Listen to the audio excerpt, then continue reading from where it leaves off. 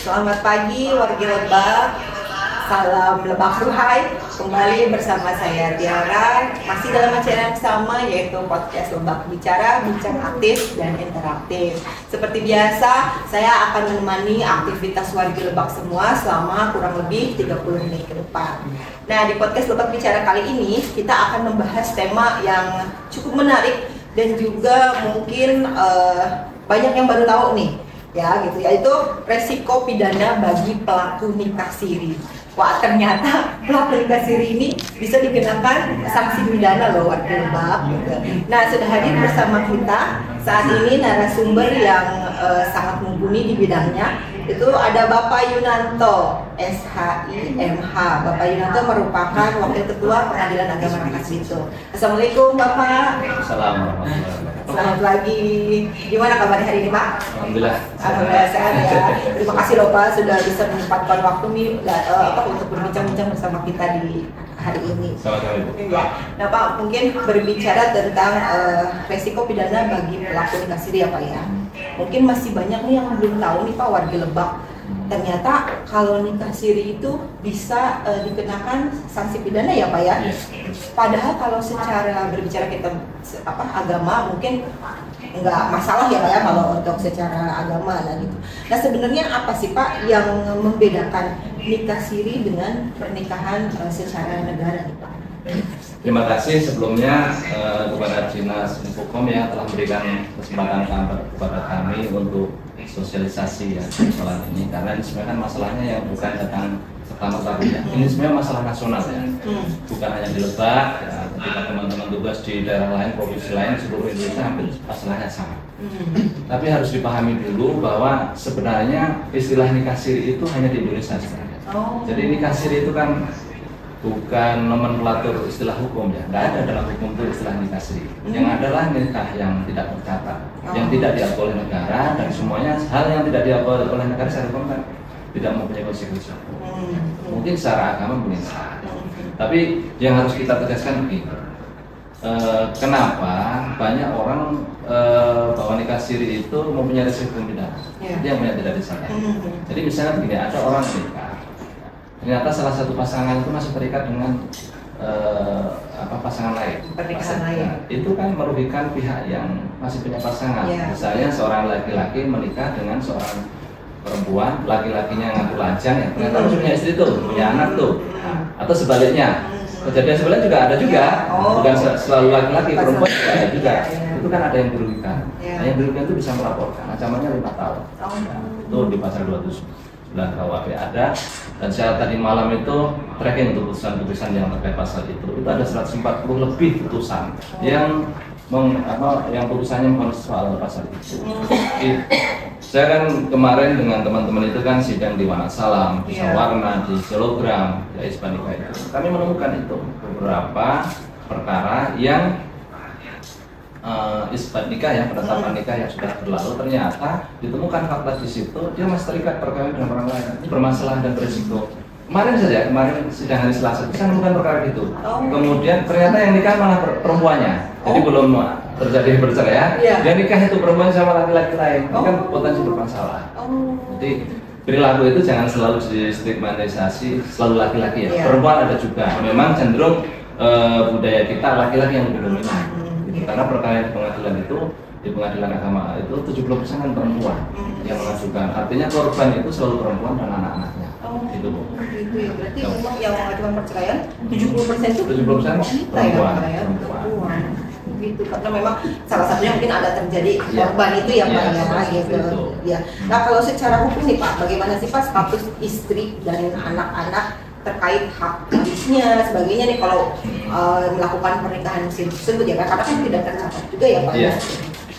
Jadi gini, kalau dia nikah yang siri yang tidak diakui oleh negara, risiko pidananya salah satunya yang saya jelaskan ya itu ya. Ada lagi risiko pasal yang ada juga. Tapi secara perdata begini, anak yang dilahirkan dari perkawinan siri itu, dia kan tidak punya perlindungan keperdataan, ya kan? Jadi nanti kalau dapat warisan, urusan warisan Jakarta, ya kan, ngurus asuransi segala macam, administrasi itu juga bermasalah. Ya. Sekarang anak sekolah kan harus ada akte nikahnya kan, apalagi sekolah-sekolah kedinasan sekarang itu selalu mewajibkan karena apa? Untuk kejelasan status anak itu. Apalagi kalau sekolah-sekolah itu rekrutmen anggota itu malah ada penetapan perwalian. Kalau berjelas itu orang siapa? Ada risiko-risiko penugasan dan sebagainya. Itu selalu ada. Itu yang pertama nggak soal. Kemudian yang kedua, ini yang mungkin masyarakatnya yang nggak tahu ya. Dulu tahun 2012 awal kan ada putusan MK. Jadi kalau anak yang lahir dari perkawinan yang tidak sah, tapi dapat dibuktikan secara biologis itu anaknya si A dan si B, itu dia bisa dimintai pertanggungjawaban kepada orang yang orang tua kandungnya. Contoh begini ya, ada ini laki-laki perempuan pacaran tuh, kemudian kecelakaan dia hamil, kemudian nggak mau menikahin itu, itu ibunya itu sama anaknya bisa nuntut itu secara perdata kepada ayahnya yang tidak mau mengakui dan tidak bertanggung jawab. Kalau misalnya dia punya harta, bisa dikasih tak untuk biaya itu, ya. Dan itu terhitung sejak dia lahir sampai mandiri 21 tahun. Itu bisa. Jadi perlindungan anak itu kan prinsipnya adalah kepentingan terbaik bagi anak. Ini banyak masyarakat yang nggak tahu nih. Kalau misalnya sudah cerai, kemudian anaknya nggak diurusin, nggak begitu. Itu si bapaknya bisa dikejar ke manapun, secara pun bisa. Menelantaran kan, dan putusannya banyak itu. Cuma masyarakat tidak punya kesadaran. Itu mungkin nggak punya pengetahuan ya. Kita harus dorong ke sana itu. Para ibu, para anak-anak yang ditelantarkan bisa lo menggugat. Ada lebih dananya gitu. Biar laki-laki itu harus bertanggung jawab gitu loh. Bertanggung jawab begitu. Jadi kalau menikah tapi nggak siap dan berakibat seperti itu tindakan kriminal. Menelantarkan anak istri itu kriminal gitu. Ada yang harus dipahami. Betul. Nah itu kalau misalkan langkah-langkahnya seperti apa tuh Pak kalau ingin menggugat ya Pak ya? Misal karena kan memang mungkin ya selama ini kan juga masih minim pengetahuan tentang itu tuh Pak gitu. Nah langkah-langkahnya seperti apa sih Pak? Kebanyakan sekarang laki-laki yang pergi gitu aja gitu ya Pak ya. Dan terkadang si perempuan dan maksudnya si ibu dan juga anaknya mungkin kebingungan ini saya harus kemana sih gitu, menggugatnya itu caranya seperti apa? Mungkin bisa dijelaskan Pak. Jadi kalau kaitannya sama anak yang lahir dari perkawinan siri itu, dia bisa mengajukan ke pengadilan. Pengadilan tentang asal usul anak. Harus jelas dulu itu anak siapa. Kalau sudah dipastikan anaknya dari seorang laki-laki namanya si A atau si B dengan perempuan si C, udah jelas itu. Dia yang diminta pertanggungjawaban. Kita akan kejar kemanapun. Gitu. Apa yang didapat dari anak itu? Misalnya anak umur 5 tahun ya. Sudah diketahui asal usul orang tuanya waktu umur 5 tahun itu. Maka dari umur 5 tahun itu sampai dewasa 21 tahun atau mandiri, si bapak itu berkewajiban itu untuk membayar nafkah, mencukupi biaya pendidikan, kesehatan ya, pendidikan, biaya nafkah kebutuhan anak itu sampai dia mandiri. Hitung aja misalnya 1 tahun dia 1 bulan katakanlah 2 juta ya. Kalau 1 tahun berarti berapa? 24 juta kan? Dari kalau misalnya dia nggak membayar selama 5 tahun, ya kalikan saja 24 juta kali 5 itu sebagai nafkah terhutang. Nggak bisa kemudian, yang sudah enggak. Karena itu kewajiban. Kalau nggak bisa gimana? Ya apa yang dia punya harus kita sita. Punya rumah kita sita, punya tanah kita sita. Untuk apa? Jual untuk membayar hutang kepada anaknya yang belum dibayar. Itu pengadilan yang akan melakukan.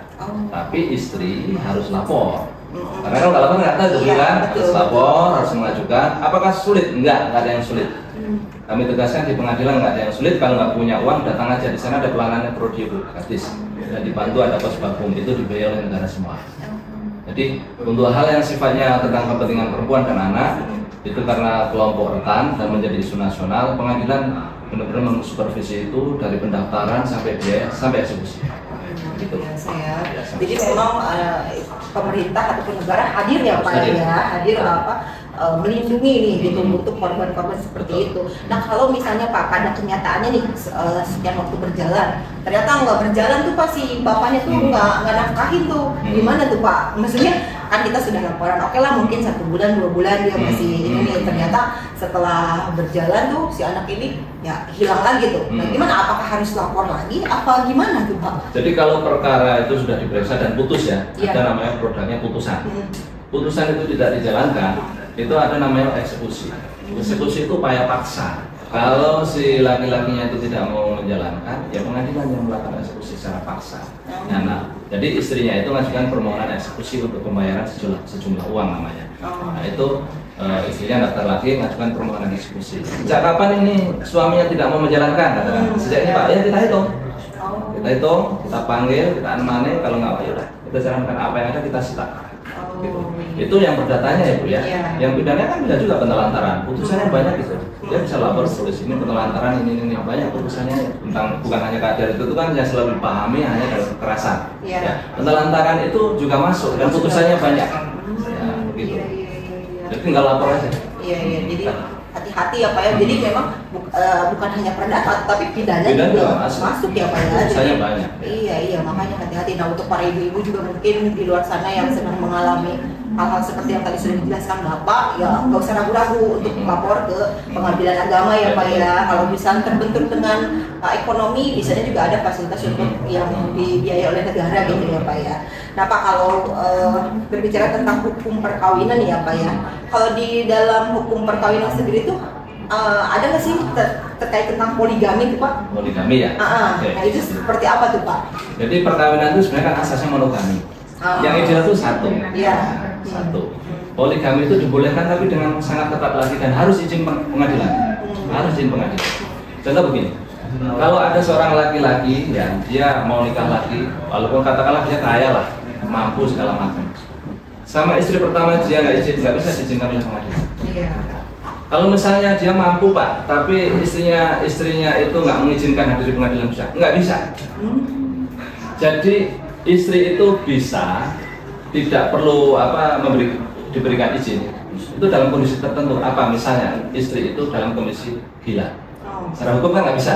Yang kedua misalnya istri sudah pergi bertahun-tahun, dia tidak ngurusi suaminya. Nah, dia bisa mengajukan poligami tanpa persetujuan istrinya, karena istri sudah nggak ada, tapi dia tidak menceraikan istrinya.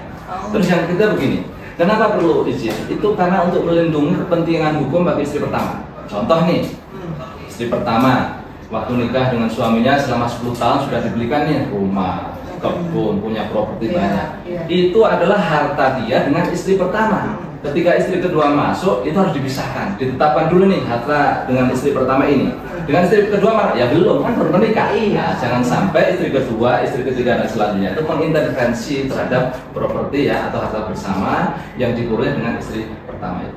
Jadi makanya disitulah pentingnya tentang harus ada izin dari istri pertama. Yang keempat, ini kaitannya sama anakku. Mungkin istri pertama dengan istri kedua bisa rukun, ya. Tetapi belum tentu tuh anak dari istri pertama dan istri kedua itu rukun. Itu kan nggak pernah dipikirkan, kan? Dan itu ada perlindungan hukumnya, ya kan? Ini kan masalah perlindungan terhadap anak kan? Apakah perkawinan yang kedua itu dengan poligami diizinkan itu nanti berakibat enggak terhadap anak dengan istri pertama? Jadi jangan hanya sekedar bapaknya pengen aja, pikirkan soal anaknya. Nah, harus dipikirkan sampai sana. Saya kira seperti itu punya soal poligami. Ya, jadi memang jangan egois gitu ya, jangan memang hanya karena nafsu orang tuanya gitu ya. Mungkin oke lah ibunya mengizinkan, tapi kan nanti kita nggak memikirkan juga untuk keturunannya ya Pak ya gitu. Khawatir nanti di kemudian hari mereka baku hantam atau sebenarnya begitu ya. Nah Pak, kalau langkah-langkah konkret dari yang dilakukan pemerintah ini untuk menekan angka pernikahan siri nih apa nih Pak? Sosialisasi ya, kesadaran masyarakat tentang hukum nikah siri ini ya. Selanjutnya seperti inilah, banyak dibantu oleh Dinas Info. Terima kasih banyak ya. Karena juga program prioritas kami di Mahkamah Agung secara nasional seperti itu. Kami juga menggandeng Bu, kemarin tuh saya ketemu sama Dinas Pemberdayaan Perempuan ya. Kebetulan beritanya Bu Tuti ya. Kami masih saya tuh ngobrol soal itu. Jadi begini Bu, namanya perempuan sama anak itu kelompok rentan dan pasti lemah di depan hukum. Itu harus intervensi dari pemerintah harus ada. Salah satunya adalah pemberdayaan perempuan ini, teman-teman dia mensupervisi itu soal itu. Jadi didampingi kalau ada proses pidananya dia dampingi itu polisi, penyidik, kalau ke pengadilan dia didampingi. Kenapa? Ya namanya orang kelompok rentan itu dia kan lemah dalam segala hal. Makanya harus didampingi agar berani bahwa dia punya hak untuk melindungi kepentingan dia dan kepentingan anaknya, bahwa anaknya punya masa depan, bahwa masa depan masyarakat Indonesia itu anak-anak kita itu. Jangan sampai dikorbankan dengan masalah-masalah seorang suami yang poligami tidak bertanggung jawab. Nah, yang masalah yang kedua adalah seringnya masyarakat kita itu terlalu baik dalam tanda kutip. Ya, jadi ada laki-laki nikah siri dibiarkan, tidak dilaporkan, tidak ada tindakan hukum. Kasihan tuh anak-anak. Oh jangan gitu, saya bilang gitu. Dia sama saja membiarkan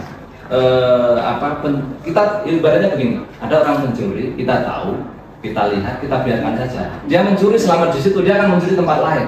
Sama kalau kita membiarkan pelaku yang satu itu, nanti akan ada laki-laki lain akan melakukan hal yang sama. Karena apa? Karena merasa nggak ada dampaknya. Nanti paling-paling kasihan, damai demi anak. Oh nggak kayak gitu. Kalau mau membangun sistem hukum dan masyarakat kita ke depan, anak-anak Indonesia yang baik, harus mulai dari sekarang. Harus berani kita buang rasa tidak enak. Karena rasa tidak enak itu akan membuat peradaban hukum kita menjadi gagal. Iya, memang menjadi suatu polemik ya terkadang ya Pak gitu. Ya seperti dibilang tadi Pak, mungkin karena sulit mendapatkan izin istri pertama ya Pak ya. Akhirnya tapi ini juga sudah terjadi mungkin ya, awalnya banyak sih Pak yang kasus yang laki-laki ngakunya lajang ya Pak ya. Saya lajang nih gini. Akhirnya kan udah terlanjur sama-sama sayang, sama-sama ini. Akhirnya kan dia menghalalkan berbagai cara, ya udah menikah gitu. Nah, jadi biar si perempuan ini Pak ada yang kadang nggak ketahuan nih sampai mau dia menikah nih Pak ya, misalnya terkadang dirayu nih maksudnya, udah kita nikah ini dulu aja lah, sini dulu aja gitu. Padahal dia sebenarnya untuk menutupi pernikahan nih Pak. Dan gimana sih Pak nih biar si perempuan itu melek nih gitu, jangan mau lah dibohong-bohongin gitu atau gitu. Gimana nih? Jadi saya mengajak kepada semua perempuan di Lebak ya, sadarlah bahwa yang menentukan nasib kita itu adalah kita, bukan pasangan kita. Sehebat apapun pasangan kita, ya kan. Hari ini dia baik mungkin membujuk rayu, karena apa? Karena dia mau. Tapi kalau ada apa-apa tanggung jawab hukum itu pada perempuannya, bukan pada laki-laki. Saya kasih ingat nih Bu, tahun 2002 atau 2003, mungkin bisa dicari di Google. Dulu ada putusan kasus di Surabaya itu ada seorang laki-laki dan perempuan. Yang perempuan itu dipanggil Lisa, Siti Nurjazilah kalau nggak salah. Itu yang karena laki-lakinya itu cemburu, disiram air keras di wajahnya, ya kan? Sampai kemudian operasi PA 18 kali, itu divonis 12 tahun karena KDRT. Itu kasusnya sama. Karena dia dibujuk rayu sama si laki-lakinya, kemudian melakukan pernikahan siri, kemudian digunakanlah dokumen palsu untuk bisa menikahi si Lisa itu viral sekali tahun itu, bisa dicari di internet kejadian itu. Dan itu Lisa kayak gitu di seluruh Indonesia itu banyak. Kenapa? Karena satu perempuan harus melawan untuk apa? Untuk membela dia dan membela anaknya. Putusannya banyak itu bisa dipelajari. Sekarang dari putusan Mahkamah Agung itu bisa dicari. Seperti apa? Apakah saya sama posisinya dengan ini? Kalau sama, apa yang harus saya lakukan untuk membela kepentingan saya? Karena perempuan yang hanya bisa membela ada di dunia sendiri. Gak mungkin lah laki-laki mau membela. Begitu. Dalam kasus seperti itu dalam kasus seperti itu. Jadi ini saya mengajak kepada semua pihak ya untuk melindungi perempuan dan anak-anak di Lebak ini khususnya.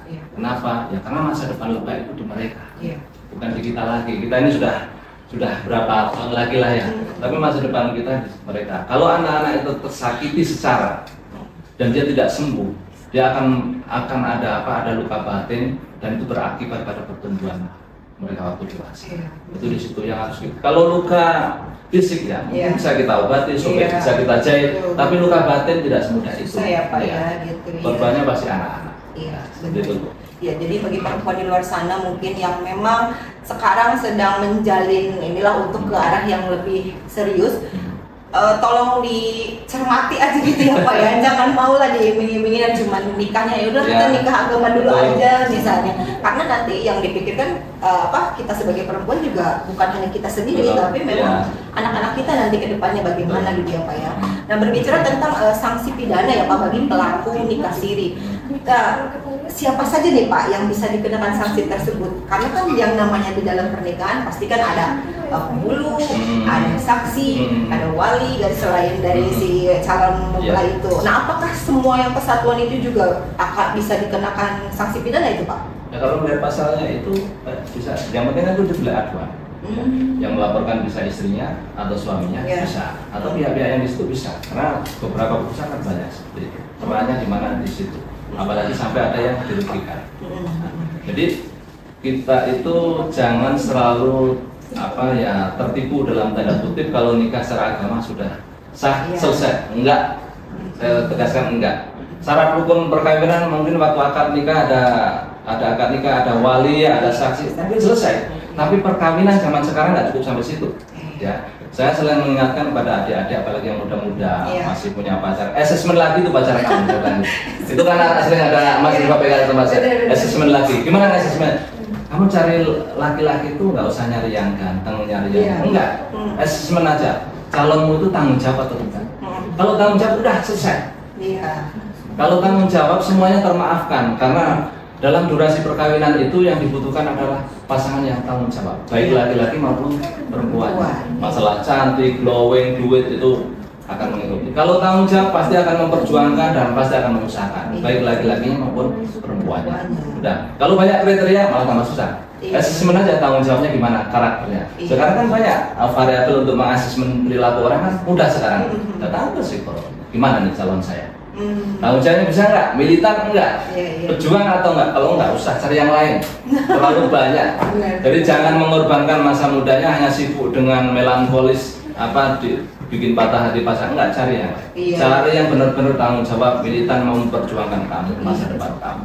Begitu. Karena kan memang pernikahan itu kan bukan untuk sebentar ya Pak, seumur hidup ya, gitu sekali seumur hidup gitu. Nah kalau untuk di Lebak sendiri nih Pak, untuk pelaku nikah siri, pengadilan agama punya nggak sih Pak datanya? Ada berapa sih Pak yang terdetek gitu ya Pak ya? Kalau kami itu nomenklatur perkaranya kan bukan perkawinan siri ya. Jadi kalau perceraian itu rata-rata 1.500 tahun. Sampai hari ini sudah hampir 900 lebih, hampir 1.000. Itu kalau perceraian aja kalau 1.500 Bu ya. Itu kalau masing-masing punya anak 2 saja. Berarti ada 3.000 anak yang terlantarkan itu. Banyak kan begitu. Istri yang ngajukan kemudian bisa nggak mau terusin. Nggak ada tindakan hukumnya gimana. Itu yang mau kita coba. Kalau soal nikah siri, poligami ya, diketahui nikah siri, itu kita kan ada namanya isbat nikah ya. Itu bulan ini hampir 500-an lah semuanya. Tapi tidak semua isbat nikah itu karena pelaku poligami siri. Ada, tapi kami nggak membuat tabulasi berdasarkan itu. Kami hanya isbat nikah karena belum tercatat itu. Yang kami lakukan di Sawarna, di Wangsalam, di Cilogram, kemarin di Kalanganyar itu kan sering kita itu memang banyak. Tapi tidak semuanya karena itu. Tapi yang ingin saya tekankan adalah pelaku-pelaku seperti itu banyak dan peluangnya besar sekali. Karena ya itu tadi, yang penting sah secara agama, kemudian tidak memikirkan gimana akibatnya.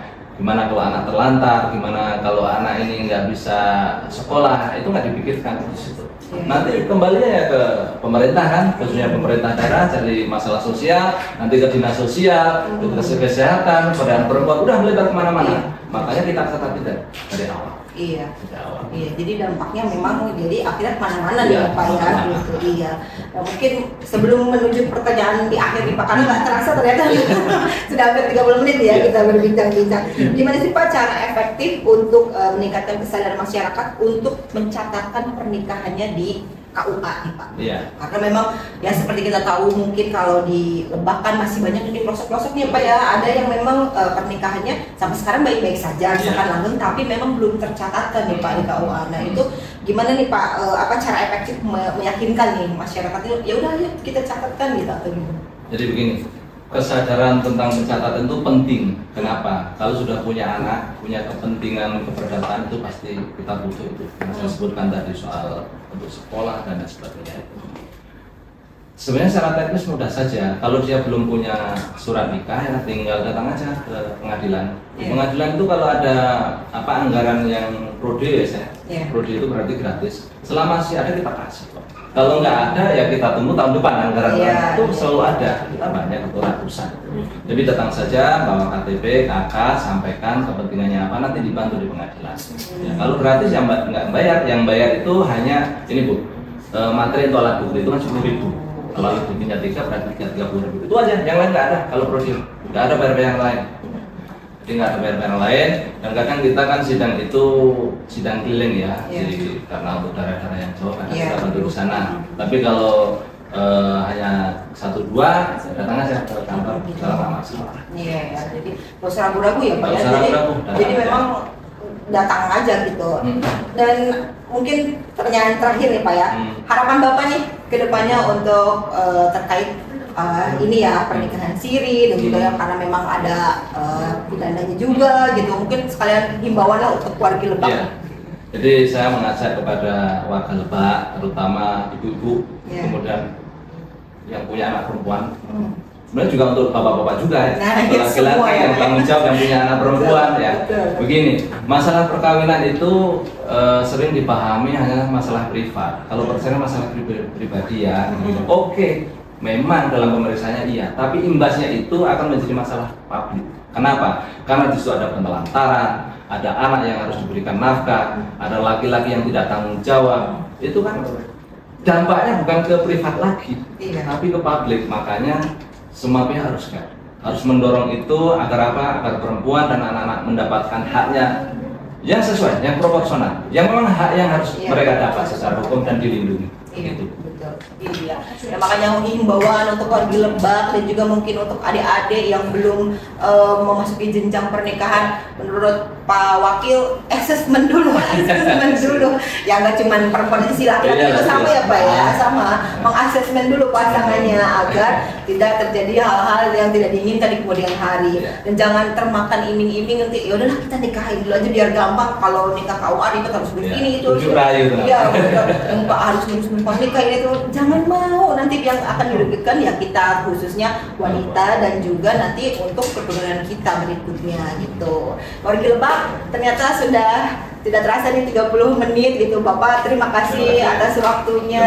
Semoga di lain kesempatan kita bisa berbincang-bincang lagi ya Pak ya, mungkin dengan tema-tema yang lain yang lebih menarik dan supaya warga Lebak juga tercerahkan Pak mendapatkan informasi nih, khususnya dalam bidang perkawinan ya gitu. Terima kasih warga Lebak, semoga banyak manfaat yang bisa diambil dari perbincangan kita kali ini. Jangan lupa untuk terus menyaksikan podcast Lebak Bicara setiap hari Rabu jam 10 pagi. Saya Tiara pamit undur diri. Wassalamualaikum warahmatullahi wabarakatuh. Salam Lebak Ruhai.